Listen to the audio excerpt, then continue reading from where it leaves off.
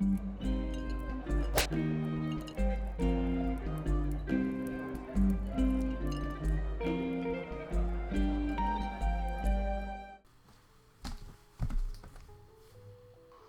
you ready? To become Pokemon Masters? Let's do it!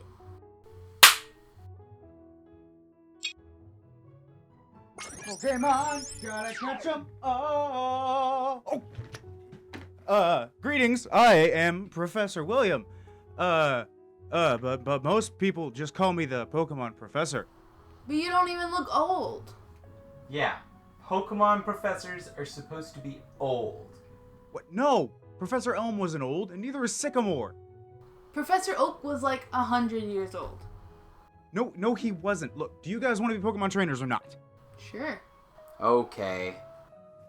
Right. This world is inhabited by creatures called Pokemon. This is a Pokemon. This is a Pokemon. This is a Pokemon.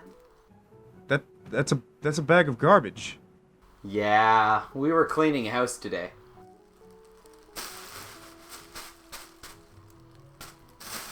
Now it's a Pokemon. I don't think it works like that. How about this Pokemon? Pokemon. Cut it out. Those aren't Pokemon. But I do need your help to research actual Pokemon. So if you're done, please grab the Pokédex I'm sending you.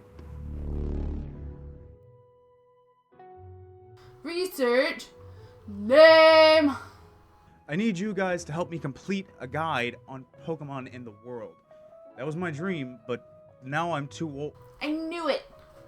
You are old. Long story short, I can't do it, so I want you guys to fulfill my dream for me. I'm gonna live vicariously through you.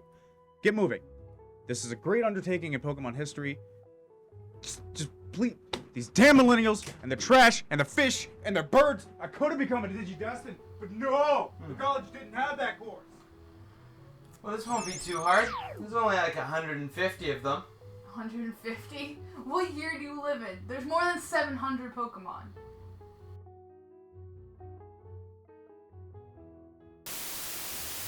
It is easy to look at Pokemon and say, man, these newer generations are garbage. Literally garbage.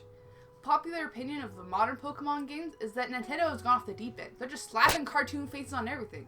That no thought has gone into the newer generation of Pokemon. That they've run out of ideas. You can look back in fondness of the originals. They were so creative. They had a distinct look and feel that set them apart from anything we've seen before. The 90s was filled with new games for consoles, and the Game Boy was on a downward spiral.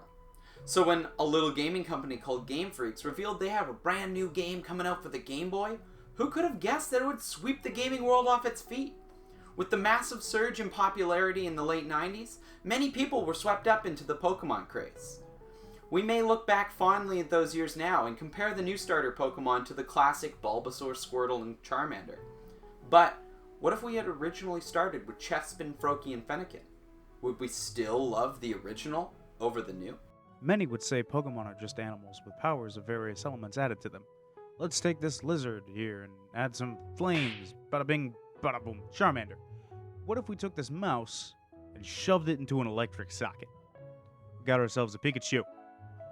But beyond some of the simpler designs, many of these creatures are based on deeper ideas than just animals.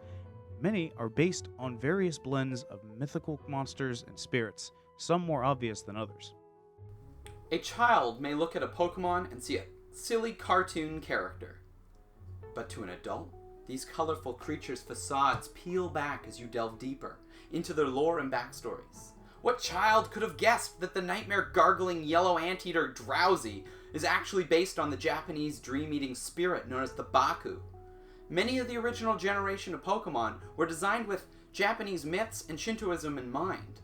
Some examples would be Ninetales being a reference to the trickster spirit Kitsune, a fire and lightning demon that was known to trick and confuse innocent bypassers. Jinx, while visually a combination of an operatic Viking and the Japanese style of Ganguro, her abilities and lore resemble the Yuki-onna, an attractive ice maiden that lures travelers in and freezes them with her icy breath.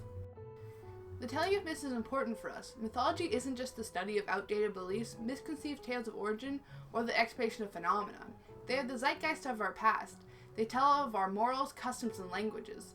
Knowing of another culture's myths allows us to better understand that culture, a culture that may seem alien to us, just as our culture may seem alien to them.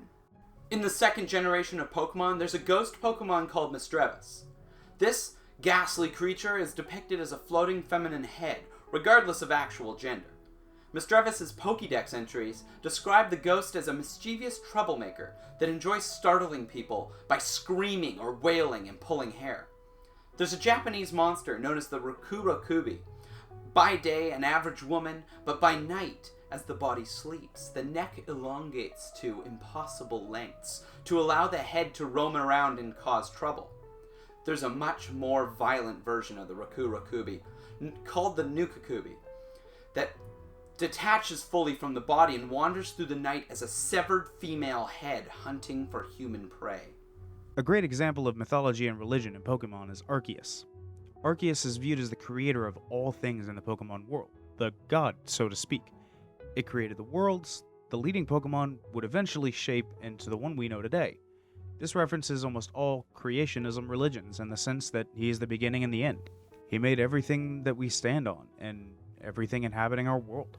In the third generation, there are many more based off Japanese myths, such as the Tengu, a tricky forest spirit with a long nose and leaf-like fans, reimagined as the Pokemon Shiftry.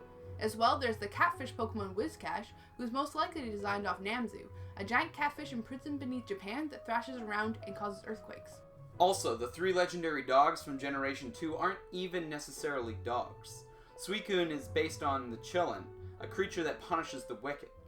Entei is based on Shishi, a lion guardian typically found in shrines and places of importance in China. And Raikou is based on Raiju, often portrayed as a tiger or cat made of lightning and fire. Feline, canine, little cat dog, cat dog, cat dog. No, he wasn't a cat dog. Furthermore, the abomination known as Dunsparce isn't just a worm that looks to have been ran over by a car. It's an allusion to Japanese cryptids known as Tsuchinoku. Tsuchinoku means hammer spawn, and the creature is said to look like a snake between the lengths of 30 and 80 inches. It has a slender head and tail, but an abnormally wide midsection. Some accounts mention that the beast can leap great distances for its shape and size.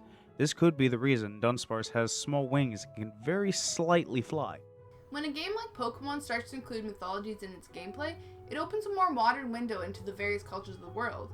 Though a lot of these Pokemon are based off Japanese myths and folklore, these games have made a distinct attempt to include other cultures as well. For example, Lapras's design was derived from sea orms like the Loch Ness Monster. Sableye was clearly based off the Hopkinsville Goblins, a swarm of pointy-eared, skinny-limbed alien humanoids with glowing eyes that supposedly terrorized several Kentucky farmers. The legendary Pokemon Groudon and Kyogre were based off Hebrew monsters Leviathan and Behemoth respectively, while Rayquaza is a reference to Zeus, the aerial counterpart.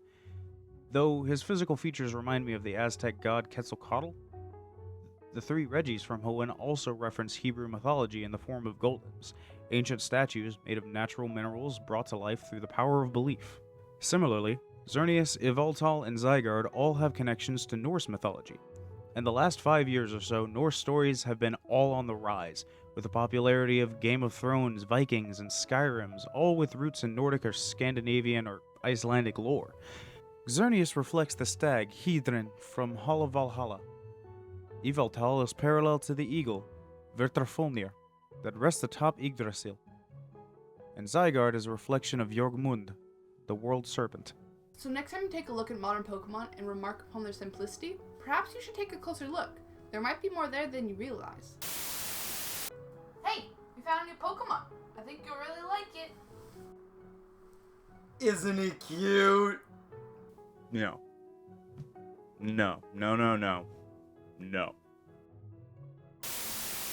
Hey, you should go watch part 2. It's over on Electric Squid Entertainment. There'll be a link in the description, and maybe on the screen. I don't know. But you should also subscribe to both of us, because we worked real hard on stuff, and we want to keep working real hard on stuff. Because we have too much free time, apparently.